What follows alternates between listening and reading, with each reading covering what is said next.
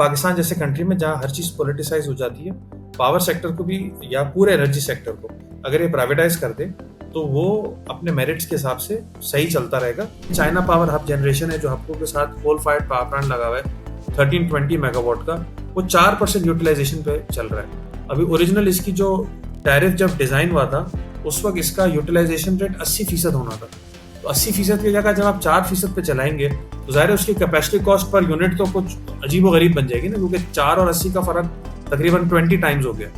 तो वो per unit में 20 टाइम्स हो गई, तो जाहिर है उसकी वजह से वो लोड सारा कस्टमर के ऊपर आ रहा है। दुनिया भर में 20% रेसिडेंशियल सेक्टर की डिमांड होती है और 40 से 50% इंडस्ट्रियल सेक्टर की डिमांड होती है। इंडस्ट्रियल सेक्टर की डिमांड जनरली स्टेबल होती है, पूरा साल 12 महीने एक जैसी डिमांड रहती है। हमारे यहाँ जो है मसला ये है कि तकरीबन 50% डिमांड हमारी जो है ना वो रेसिडेंशियल सेक्टर की है और इंडस्ट्रियल सेक्टर की डिमांड सिर्फ 20% है। अगर आप इस वक्त बिजली का बिल देखें तो 4 तो मुख्तलिफ तरह के क्वार्टरली टैरिफ एडजस्टमेंट आ रहे हैं, 1 या 2 तरह के सरचार्ज आ रहे हैं रेसिडेंशियल बिल पे।